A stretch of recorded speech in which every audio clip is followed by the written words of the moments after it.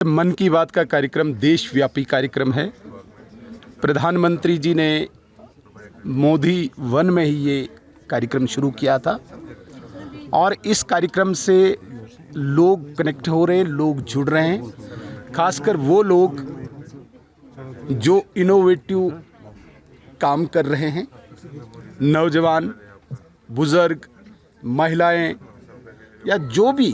मैं कहता हूं कि सोसाइटी का हर सेक्शन वो इस कार्यक्रम से जुड़ा है। ये अब केवल भारतीय जनता पार्टी का कार्यक्रम नहीं रहा है,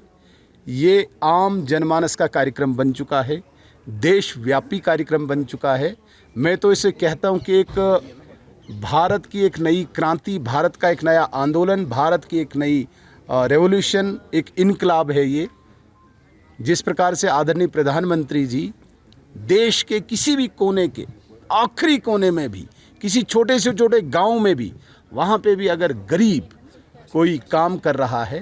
किसी भी फील्ड में काम कर रहा है, वो शिल्पकार है, वो कलाकार है, वो म्यूजिशियन है या कोई भी काम कर रहा है, उस काम को प्रोत्साहित करना, प्रोजेक्ट करना और एक इंस्पायरेशन, एक प्रेरणा के तौर पे प्रदर्शित करना देश के आम नौजवानों के बीच में, ये प्रधानमंत्री जी ने एक अनोखा काम किया है। आज चूंकि हम बॉर्डर एरियाज़ में घूम रहे हैं, हमारे स्टेट प्रेसिडेंट सत शर्मा जी की लीडरशिप में हम 5 एमएलए लगातार पिछले 10 दिनों से इस बॉर्डर एरिया में घूम रहे हैं। तो कल हमारा कार्यक्रम करना टंगधार में था, आज बाय द वे हम यहाँ पे थे। चूँकि बीजेपी भी इस कार्यक्रम को बूथ लेवल पे करती है, आज श्रीनगर डिस्ट्रिक्ट में हमारे डिस्ट्रिक्ट प्रेसिडेंट सलमान भाई ने श्रीनगर के एक बूथ पे ये कार्यक्रम ऑर्गेनाइज़ किया था, तो लिहाजा हमने भी इसमें शिरकत की और प्रधानमंत्री की बात को सुना। आज का जो मन की बात का कार्यक्रम था बिल्कुल डिफरेंट था, क्योंकि पहली बार आपने देखा होगा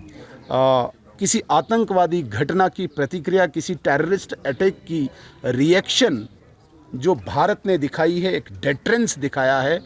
उसकी भी बहुत सारी बातें आदरणीय प्रधानमंत्री जी ने की है। पूरे विश्व ने भारत की सेना का लोहा माना है,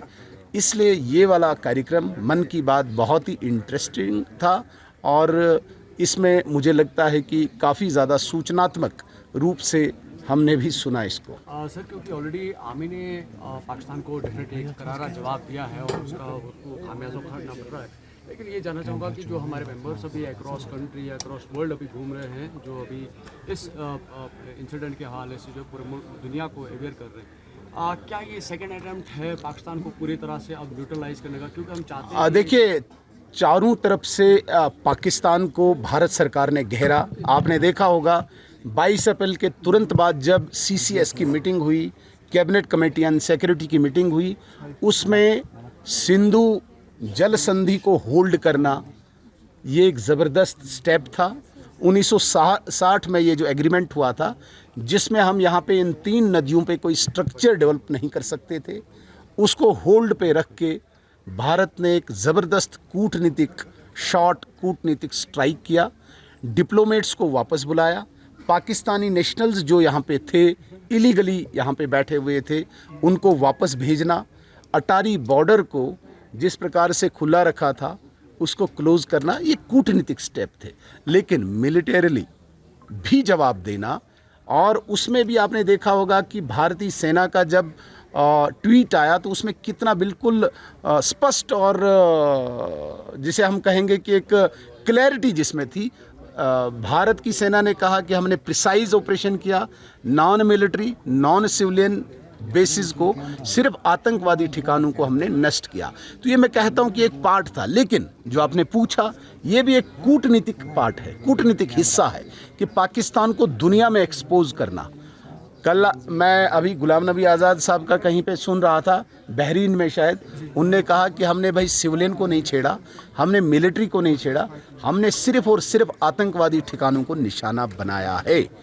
इसलिए पाकिस्तान को चारों तरफ से एक्सपोज करना, बेनकाब करना, ये भारतीय सरकार की कूटनीति का एक बहुत बड़ा हिस्सा है, जिसमें ऑल पार्टी डेलीगेशन अलग अलग कंट्रीज़ में गया और वो लोग जो मुझे लगता है कि विदेशी मामलों में महारत रखते हैं, उन लोगों को भेजा गया है। ये बहुत बड़ी एक सफलता है भारत सरकार की।